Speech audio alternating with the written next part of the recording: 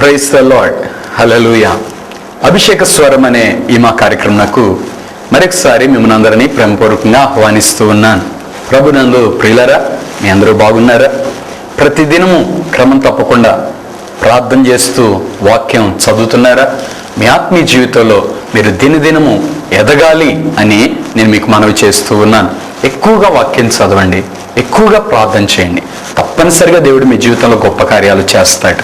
ఈరోజు బైబిల్ గ్రంథంలోంచి సామెతల గ్రంథం 9వ అధ్యాయం మనం ధ్యానం చేసుకుందాం. మొదటి వచనం, జ్ఞానము నివాసమును కట్టుకొని దానికి 7 స్తంభములు చెక్కుకొనినది. ప్రియులరా, జ్ఞానము అని ఈ అధ్యాయంలో ఎక్కడ చెప్పబడినా దానికి యేసుక్రీస్తు అని మనం జ్ఞాపకం చేసుకోవాలి. జ్ఞానము నివాసము కట్టుకొని దానికి 7 స్తంభములు చెక్కుకొనినది అంటున్నాడు.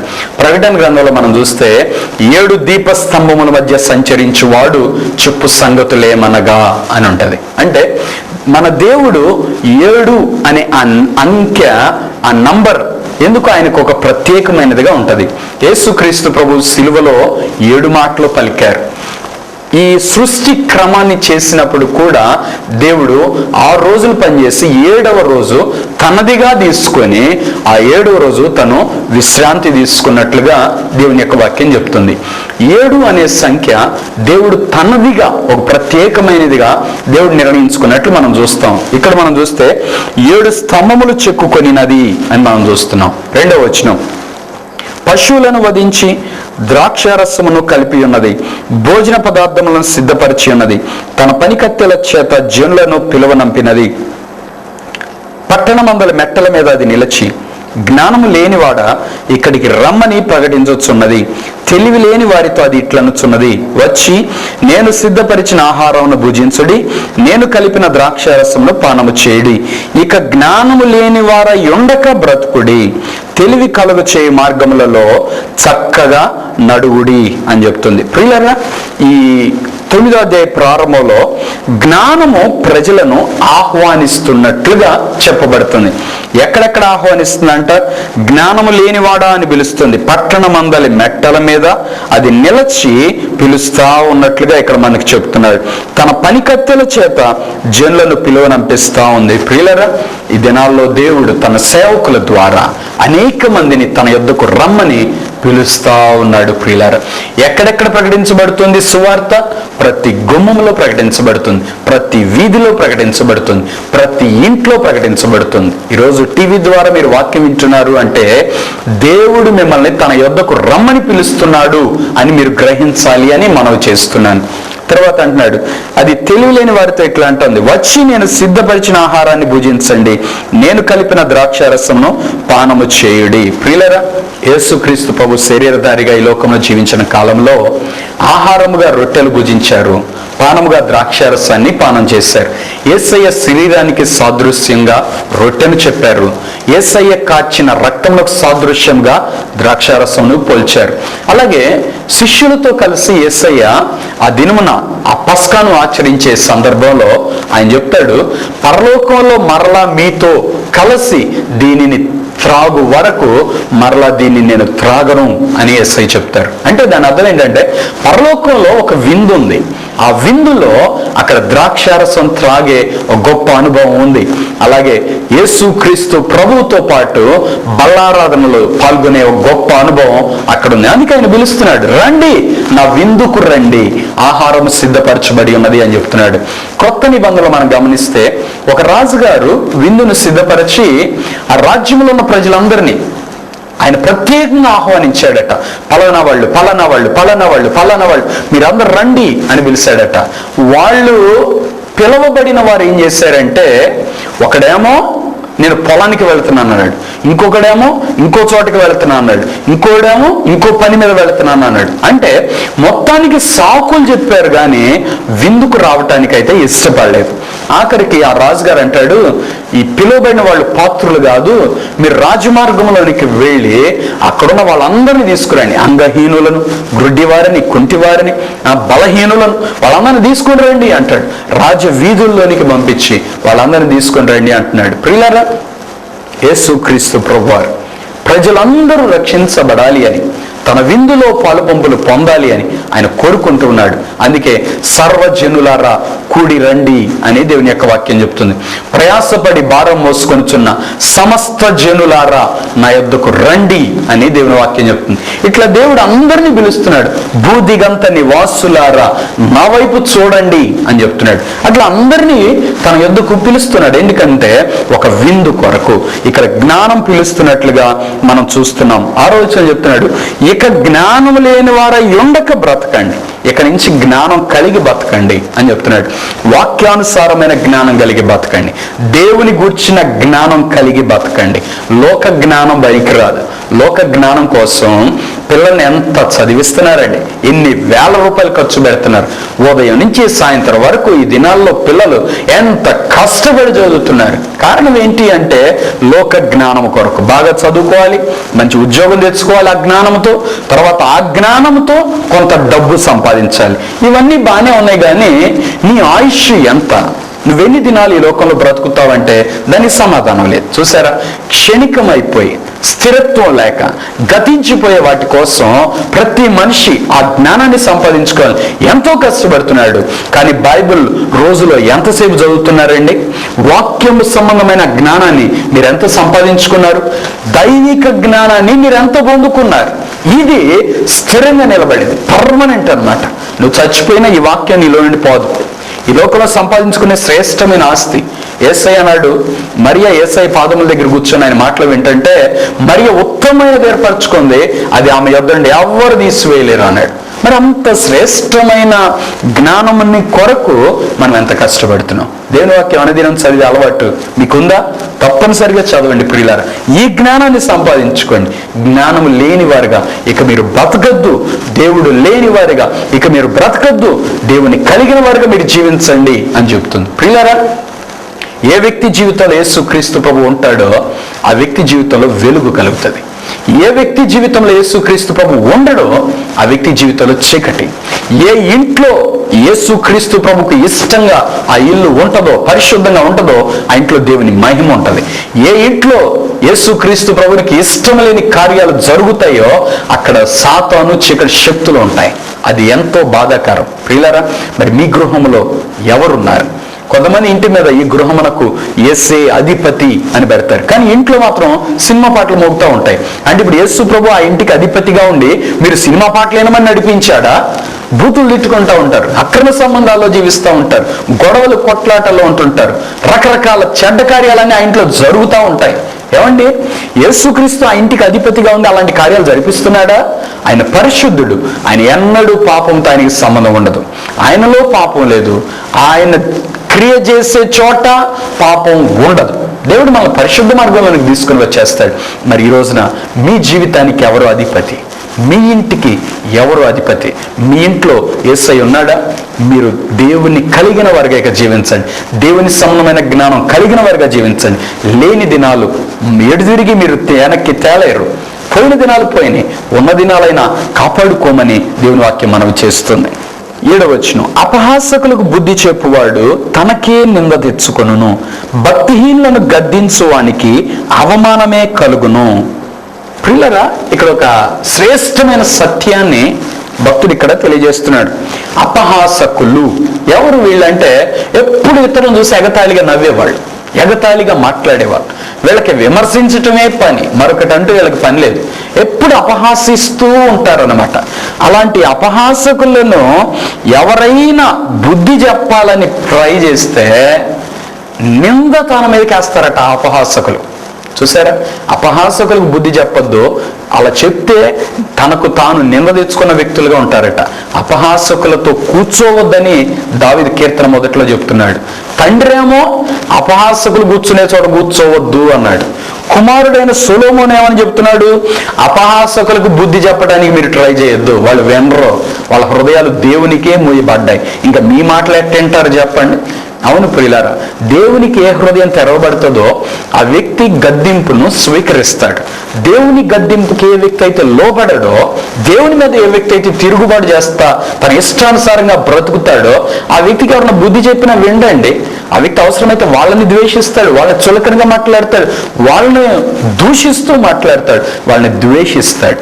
అందుకే చెప్తున్నాడు, అపహాసకునికి బుద్ధి చెప్పువాడు తనకు నింద తెచ్చుకొను, భక్తిహీనులను గద్దించు వానికి అవమానమే కలుగును. భక్తిహీనులు అంటే భక్తిలో తగ్గిపోయిన వారు, దేవునికి దూరమైన వారు. దేవునికి దూరమైన వాళ్ళలో ఏ లక్షణాలు ఉంటాయి? దయ్యపు లక్షణాలు ఉంటాయి. దేవునికి దగ్గరైన వాళ్ళలో ఏ లక్షణాలు ఉంటాయి? దేవుని లక్షణాలు ఉంటాయి. దేవుని లక్షణాలు ఏంటంటే సాత్వికము, దయ, ప్రేమ, సంతోషం, ఇలాంటి ఆత్మఫలాలు దేవుని లక్షణాలు.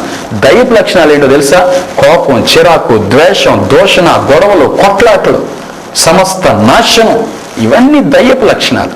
ఇప్పుడు భక్తిహీనుడు అంటే భక్తిలోండి దిగజారిపోయాడు, అంటే దేవుళ్ళలో నుండి దిగజారిపోయాడు, దేవుడి నుంచి బయటకు వెళ్ళిపోయిన వాడు, వెలుగులోంచి బయటకు వెళ్ళిన వాడు. వాడిని గద్దిస్తే అంట అవమానం కలుగుద్దట గద్దించిన వ్యక్తికి. తర్వాత చెప్తున్నాడు 8వ వచనం, అపహాసకుని గద్దింపకము, గద్దించిన వాడు నిన్ను ద్వేషించును, జ్ఞానం గల వాడిని గద్దింపగా వాడు నిన్ను ప్రేమించును అంటున్నాడు. నిజంగా ప్రియులారా, అపహసించే వాళ్ళని, అపహాసకుల్ని గద్దిస్తే వాళ్ళు ద్వేషిస్తారట. అంతేగాని వాళ్ళు తమ ప్రవర్తన దిద్దుకోరండి. అందుకే అట్లాంటి వాళ్ళకి మనం వాక్యం చెప్పాల్సిన అవసరం లేదు, అట్లాంటి వాళ్ళకి మంచి మాటలు కూడా చెప్పాల్సిన అవసరం లేదు. వాళ్ళకి చెప్పి నింద మన మీదకి తెచ్చుకునే కంటే, మనం వాళ్ళు ద్వేషించే వాళ్ళుగా చేసుకునే కంటే వాళ్ళతోటి అసలు మౌనంగా ఉండటం మేలు. వీలైతే హాయ్ అంటే హాయ్, అంతేగాని ఇంకా వాళ్ళకి ఏం మాట్లాడకూడదు. వాళ్ళకి దూరంగా ఉండటం ఎంతో మేలు. ఇంకా అసలు పలకుండా ఉంటే ఇంకా మేలు ప్రియులారా. అపహాసకుని గద్దించదని చెప్తున్నాడు. గద్దిస్తే ద్వేషిస్తాడట. ఒకవేళ మీరు ఎవరినైనా గద్దించినప్పుడు మీరు వారిని ద్వేషిస్తున్నారా, మీరు అపహాసకులకు భయంకరమైన శిక్ష ఉంటుందండి, జాగ్రత్త. జ్ఞానం గలవాడిని గద్దిస్తే అంట వాడు ప్రేమిస్తాడట.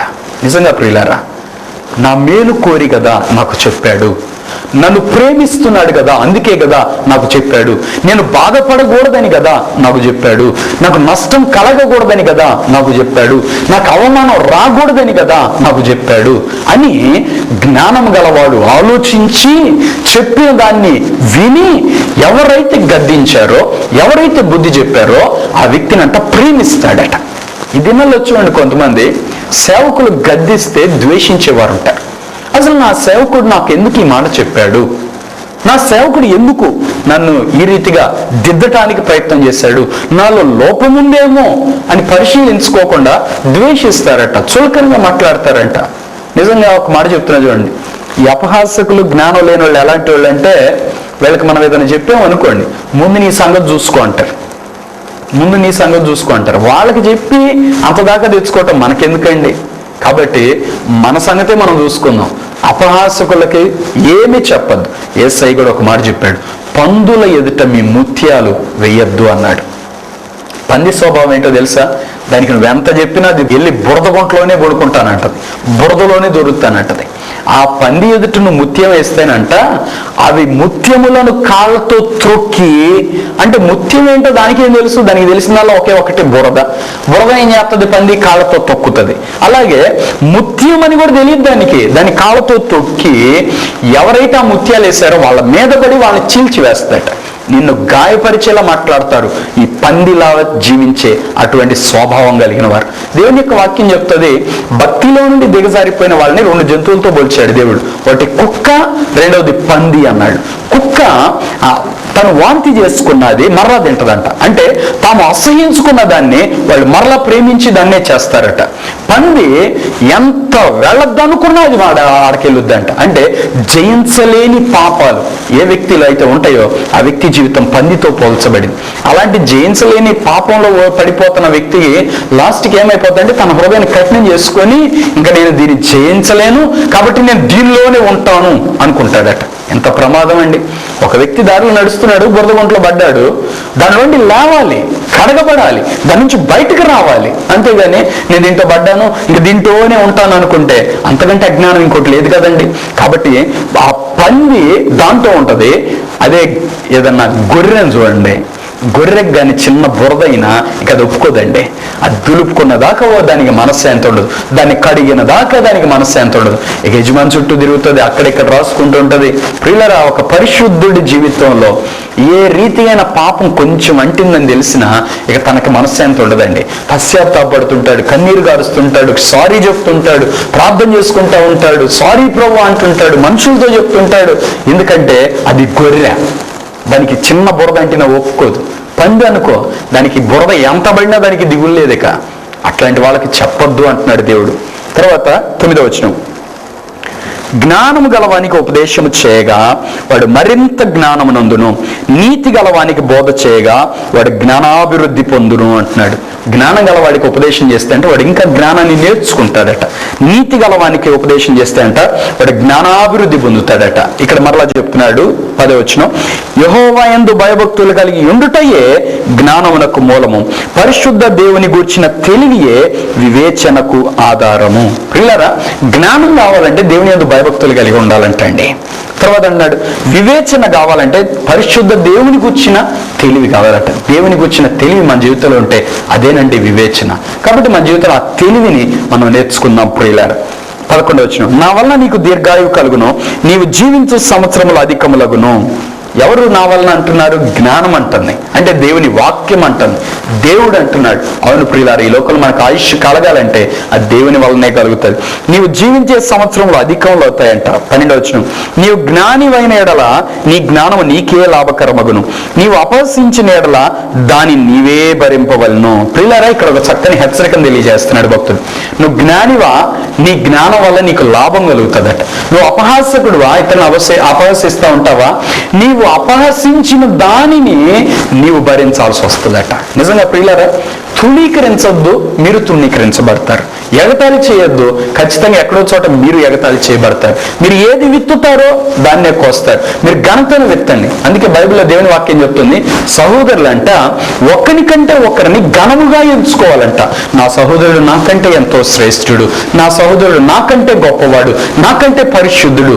అలా ఎప్పుడైతే మనం ఇతరులను ఘనపరచి మనం తగ్గించుకుంటామో అది మన జీవితంలో ఎంతో మేలు చేస్తుందండి. ఇక్కడ చెప్తున్నాడు, నువ్వు అపహసిస్తే అపహసించిన దాన్ని నువ్వు భరించాల్సి వస్తుందట. 13వ వచనం, బుద్ధిహీనత అనున్నది బొబ్బలు పెట్టున్నది, అది కాముకురాలు, దానికి ఏమీ తెలియలేదు. అది తన ఇంటి వాకిటి కూర్చుండును, ఊరి రాజవీధుల్లో పేట మీద కూర్చుండును, ఆ దారిన పోవారిని చూచి తన త్రోవను చక్కగా వెళ్ళి వారిని చూచి జ్ఞానం లేని వాడే ఇక్కడికి రమ్మని వారిని పిలుచును. ప్రియుల బుద్ధిహీనత అది ఎలాంటిదని చెప్తున్నా అంటే కాముకురాలు అని చెప్తున్నాడు. బుద్ధిహీనత అన్నది బొబ్బలు పెట్టున్నది, అది కాముకురాలు, దానికి ఏమీ తెలియలేదు. కామముతో నిండిన వ్యక్తికి తెలివి ఉండదంటండి. ఏ పాపము హృదయంలో ఉన్నా తెలివి ఉండదట, గుడ్డోళ్ళైపోతారు అంతే. నిజంగా చూడండి, అక్రమ సంబంధంలో పడిన వ్యక్తికి పిల్లలు ఉన్నారనే జ్ఞానం ఉండదు, భర్త ఉన్నాడనే జ్ఞానం ఉండదు. అయ్యో నేను ఇలా ఈ తప్పు చేస్తే నా పిల్లలు ఏమైపోతారు, నా భర్త ఏమైపోయింది, నా భార్య ఏమైపోతారు, ఈ జ్ఞానం ఉండదండి. అందుకని అది కాముకురాలు, దానికి ఏమీ తెలియలేదు అని దేవుని వాక్యం చెప్తుంది. బుద్ధిహీనత అలాంటిదట. కొంతమంది మనస్సు అలా ఉంటుంది. జ్ఞానం గలవాడైతే ఆలోచిస్తాడు, ప్రతి విషయాన్ని ఆలోచిస్తాడు. ఇంకా దేవుని యందు భయభక్తులు కలిగి జీవిస్తే ఇలాంటి బలహీనతల్లో పడకుండా దేవుడు మనల్ని కాపాడుతాడు. ప్రియులారా, ఊరి రాజవీధుల్లో పీట మీద కూర్చొని ఆ దారిన పోవారిని చూసి తన త్రోవను చక్కగా వెళ్ళి వారిని చూసి, అంటే ఈ బుద్ధిహీనత అనేది ఏంటంటే చక్కగా ఒక వ్యక్తి ప్రార్థన చేసుకొని పరిశుద్ధంగా జీవించాడు అనుకో, వాళ్ళని చూసి ఎగతాళి చేస్తూ ఉంటుందంట, వాళ్ళు చూసి తక్కువగా మాట్లాడుతుందట, వాళ్ళు చులకనగా మాట్లాడుతుందట. వీళ్ళు సేవకులను కూడా వదిలిపెట్టరు, సేవకుల మీద కూడా ఏవో ఒక సెటైర్లు వేసి మాట్లాడుతూ ఉంటారు, అది ఇది అది ఇది అని. వీళ్ళు ఎవరంటే బుద్ధిహీనులు అని దేవుని వాక్యం చెప్తుంది. అట్లాంటి వాళ్ళతోటి మీరు స్నేహం ఉందా? అసలు అట్లాంటి వాళ్ళని విడిచిపెట్టేయండి. పౌలు అంటాడు, వాడిని వెలివేయండి అంటాడు. వాటితోటి మీరు ఎవరు సాంగత్యం చేయొద్దు, అసలు వాటితోటి మాట్లాడద్దు అని చెప్తాడు. నిజంగా ప్రియులారా, ఒక పాపి, ఒక మారు మనసు లేనివాడు అనేకమైన మంచి పనులన్నీ చెరిపేస్తారంట, ఆయన మంచి వాళ్ళని కూడా జరగొట్టేస్తారట. ఇక్కడ చెప్తున్నాడు, తన దారిని చక్కగా పోవు వారిని చూసి ఏమంటాడంట, జ్ఞానం లేనివాడు ఇక్కడికి రమ్మని వారిని పిలుచును, అది తెలివి లేని వాడు ఒకడు వచ్చుట చూచి దొంగిలించిన నీళ్లు తీపి చాటున తినిన భోజనము రుచి అని చెప్పును. చూసారా, కొంతమంది అంటే లైఫ్ ఎంజాయ్ చేయాలి బ్రదర్, థ్రిల్ కావాలి లైఫ్లో. ఏం థ్రిల్? నాశనానిక? పిల్లలు కొంతమంది ఇలాగే చేస్తుంటారు. జీవితంలో ఇలాగే ఉంటే తృప్తి లేదు, సమాధానంతో ఉంటే అంట తృప్తి లేదట. ఏదో థ్రిల్ కావాలంటే వీళ్ళు ఏదో అపాయంలోకి వెళ్ళాలంట, దాని నుంచి బయటకు రావాలంట. ఒకవేళ రాకపోతే నీ పరిస్థితి ఏంటి? నువ్వు చిక్కుబడితే నీ పరిస్థితి ఏంటి? నువ్వు పట్టబడితే నీ పరిస్థితి ఏంటి? అది అంటదంట దొంగిలించిన నీళ్లు తీపి అంటదట. నిజంగా కొంతమంది చూడండి, లంచం తీసుకునే డబ్బు మీద ఎంత తీపో, ఎంత మోజు. అసలు కంటే వడ్డీ రుచి అంట. వడ్డీలు నిజంగా వీళ్ళందరికీ భయంకరమైన శిక్ష ఉంటుందండి. వీళ్ళందరూ దేవుని చేత శపించబడిన వారుగా మిగిలిపోతారు. ఆఖరికి వాళ్ళ జీవితంలో ఎటువంటి మేలు పొందలేరండి.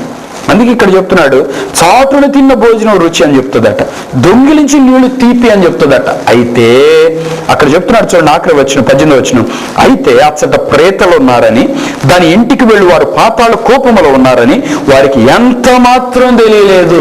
ఎంత భయంకరమైన విషయం ప్రియులారా! అక్కడ దయ్యాలు ఉన్నాయి. నువ్వు ఆలోచించే ఆలోచనల వెనక దయ్యాలు ఉన్నాయి. ఆ సంగతి నీకు తెలుసా? నువ్వు చేసే పాపం వెనక దయ్యాలు ఉన్నాయి. దాని ఇంటికి వెళ్ళేవారు అంటే వేశ్య ఇంటికి వెళ్ళేవారు, అక్రమ సంబంధాలు పెట్టుకున్న ఆ వ్యక్తుల ఇంటికి వెళ్ళేవారు. ఎక్కడున్నారంటే పాతాళ కోపంలో ఉన్నారట. వాళ్ళు నరకంలో ఉన్నారు. ఇంకంతే, ఎప్పుడు చచ్చిపోతారో తెలియదు. ఇక్కడ చచ్చిపోవడం ఆలస్యం, వాళ్ళ జీవితం ఇంకా నిత్య నరకం, అగ్నిలో కాలిపోతారు అంతే. ఇక వాళ్ళని రక్షించేవాళ్ళు కూడా నిత్య నరకంలో బాధపడే వాళ్ళందరూ వేసే ఒక కేక ఏంటో తెలుసా అండి? ప్రభువా, దయచేసి ఒక్కసారి మమ్మల్ని ఈ అగ్నిలో నుండి బయటకు దీ ప్రభువా, ఒక్క అవకాశం ఈ ప్రభువా, మారు మనసు పొందుతాం, మర్ర ఎన్నడూ మేము పాపం చేయి ప్రభువా. అలా ప్రార్థన చేసుకుంటూ ఉంటారట. ఈ దినాల్లో ఈ అక్రమ సంబంధాలు భయంకరంగా విచ్చలవిడిగా పెరిగిపోతున్నాయి కదండి. ఎంతమంది భార్యలు కన్నీటితో ఏడుస్తున్నారండి, నా భర్త నన్ను చూడట్లేదు, పట్టించుకోవట్లేదండి. అలాగే ఎంతమంది భర్తలు, నా భార్య నన్ను మోసం చేస్తుంది, ఏం చేయాలో అర్థం కావట్లేదు, పిల్లలు ఉన్నారు అని ఎంతమంది బాధపడుతున్నారు. పిల్లరా, ప్రార్థన చేద్దామండి ఇటువంటి వ్యక్తుల కోసం. వాళ్ళు నిత్య నరకాగ్నిలో భయంకరమైన శ్రమను అనుభవించబోతున్నారు. వాళ్ళకు దేవుని ఉగ్రత భయంకరంగా ఉండబోతుంది. వాళ్ళు అనుకుంటున్నారు ఏదో బాగుంది అనుకుంటున్నారు, కానీ దాని వెనక దయ్యాలు ఉన్నాయని వాళ్ళు నరకానికి వెళ్ళబోతున్నారు. ఆ తెలివి ఉండదట. పాపం వల్ల వచ్చే జీతం ఏంటండి? మరణం. చిన్నదైనా పెద్దదైనా. అసలు యేసయ్య అన్నాడు, ఒక స్త్రీని మోహపు చూపుతో చూస్తే నువ్వు ఆమెతో వ్యభిచారం చేసిన పాపంతో సమానం అన్నాడు. ఒక పురుషుణ్ణి మోహపు చూపుతో చూస్తే నువ్వు అతనితో వ్యభిచారం చేసినట్టే అన్నాడు. చూడటమే పాపం అంటే ఇంకా క్రియ చేసిన వాళ్ళ పరిస్థితి ఇంకెంత భయంకరంగా ఉంటుంది. వాళ్ళకి ఏమాత్రం తెలియలేదట. అందుకే జ్ఞానం పిలుస్తుంది, రండి నా దగ్గరికి. యేసయ్య పిలుస్తున్నాడు, రండి. ఎందుకు మీ పాపముల చేత కొట్టబడతారు? ఎందుకు మీరు నలిగిపోతారు? ఎందుకు మీ జీవితాన్ని పాడు చేసుకుంటారు? రండి నా దగ్గరికి. పరిశుద్ధ మార్గంలో నడవండి, పరలోక మార్గంలో నడవండి, పరలోక ఆనందాన్ని అనుభవించండి. ఆ భయం మీకెందుకు? మీ జీవితంలో సంతోషాన్ని, సమాధానాన్ని అనుభవించండి. దేవుడు పిలుస్తున్నాడు. ప్రియులారా, మనం భక్తిహీనులుగా ఉండొద్దు, అపహాసకులుగా ఉండొద్దు, దేవునికి దూరస్తులుగా ఉండొద్దు, పాపంలో ఉండే వ్యక్తులుగా ఉండొద్దు. ఈ అధ్యాయంలో ఈ 4 వ్యక్తుల గురించి చెప్తుంది. ఆ 4లో ఏ ఒక్క జాబితాలో మనం ఉండొద్దు. అటువంటి కృప దేవుడు మనందరికీ అనుగ్రహించును గాక. ప్రార్థన చేసుకుందాం. అందరూ తల వంచి కళ్ళు మూసుకోండి. మహాపరిశుద్ధుడైన తండ్రి, ప్రేమ కలిగిన ప్రభువానికి వందనాలు, స్తోత్రాలు. ఈ కార్యక్రమం చూస్తున్న మా పిల్లలందరినీ దర్శించండి నాయన. గాయపరచబడి నీ హస్తం చాపండి. ఇప్పుడే నీ బిడ్డలు పట్టుకోండి తండ్రి. నీ బిడ్డలు నీ చేత రక్షించబట్టుకు సహాయం చేయండి. నీవు ఇచ్చిన ఆహ్వానములో లోబడి ఈ దినం మొదలుకొని పరిశుద్ధంగా జీవించడానికి ఒక తీర్మానం దయచేయండి. ప్రతి పాపపు సంఖ్యలు త్రయించివేయండి నాయన. ప్రతి విధంగా అపవిత్రాత్మ క్రియలు నిర్మూలించండి ప్రభు. ఈ బిడ్డల మీద యేసు రక్తాన్ని ప్రోక్షిస్తున్నాను, వీరి తలంపుల్లో యేసు రక్తాన్ని ప్రోక్షిస్తున్నాను. పరిశుద్ధపరచండి. బిడ్డల చుట్టూ నీ కంచి వేయండి ఆయన. నీ రక్తకోట్లో భద్రపరచండి ప్రభా. ముఖ్యంగా అక్రమ సంబంధాల్లో ఎంతమంది అయితే చిక్కుబడి ఉన్నారో, తమ భర్తలను బట్టి ఏడుస్తున్న భార్యలను బట్టి ప్రార్థన చేస్తున్నాను, తమ భార్యలను బట్టి ఏడుస్తున్న భర్తలను బట్టి ప్రార్థన చేస్తున్నాను, తమ తల్లిదండ్రులు చేస్తున్న పాపాన్ని ఎక్కడ చెప్పుకోవాలో ఎవరితో చెప్పుకోవాలో అర్థం కాక గుండెల్లో దాచుకొని విలవిల్లాడుతున్న బిడ్డల కొరకు ప్రార్థన చేస్తున్నాను. కుటుంబ బంధాలు పవిత్రపరచండి నాయన. అక్రమ సంబంధాలు త్రెంచివేయండి పరిశుద్ధాత్మదేవ. దురాత్మ కాడిని వెర్రగొట్టండి ప్రభా. అద్భుతములు జరిగించండి ప్రభా. ఈ దినముల్లో పరిశుద్ధంగా జీవించే శ్రేష్టమైన తరాన్ని మీరు లేవనెత్తమని ప్రార్థన చేస్తున్నాను. ముఖ్యంగా యవనస్తులైన బిడ్డలను దర్శించండి తండ్రి. ఎక్కడ తమ జీవితాన్ని పాడు చేసుకోకుండా నీ చేతిలో నిలబడి పరిశుద్ధంగా జీవించడానికి సహాయం చేయండి ప్రభా. ఈ బిడ్డలపై నీ రక్తాన్ని ప్రోక్షించండి. నీ రక్తంలో ఉన్న పరిశుద్ధత వీరికి దయచేయండి. నీలో ఉన్న పరిశుద్ధత వీరికి దయచేయండి. నేను పరిశుద్ధునై ఉన్నాను, మీరు పరిశుద్ధులై ఉండండి అని చెప్పావు. బిడ్డలు మీరు పట్టుకోమని ప్రార్థన చేస్తున్నాను. అనారోగ్యంతో బాధపడుతున్న ప్రతి బిడ్డను ముట్టండి ప్రభువా. యేసు నామములో వారిని స్వస్థపరచమని ప్రార్థన చేస్తున్నాను. అపవిత్రాత్మ క్రియలన్నీ నిర్మూలించండి, చీకటి క్రియలన్నీ నిర్మూలించండి. అపవాది క్రియలు లయపరచుటకే దేవుని కుమారుడు ప్రత్యక్షమైన బిడ్డలు మీరు దర్శించండి, మేలు చేయండి ప్రభువా. ప్రతి వ్యాధిని స్వస్థపరచండి, బిడ్డల జీవితాలు అద్భుతాలు జరిగించమని యేసు నామములో ప్రార్థిస్తున్నాను తండ్రి, ఆమేన్. ప్రియులారా, ఈరోజు ఈ వాక్యం ద్వారా మీరు దీవించబడ్డారని నమ్ముతున్నాను. ఈ వాక్యం మిమ్మల్ని ఏ రీతిగా బలపరిచిందో, లేక ఏ రీతిగా మీ జీవితాన్ని దిద్దిందో తప్పకుండా మాకు తెలియపరచండి, మాతో మాట్లాడండి. మీకోసం మేము ప్రార్థన చేస్తాం. అలాగే మీరు పొందిన మేలులను బట్టి మేము దేవుని స్తుతిస్తాం. అలాగే ఈ కార్యక్రమం నిరంతరం కొనసాగునట్లుగా మీ అనుదిన ప్రార్థనలు మీరు జ్ఞాపకం చేసుకోమని మనవి చేస్తున్నాను. దేవుడు మిమ్మల్ని అందరినీ దీవించును గాక. ఆమేన్.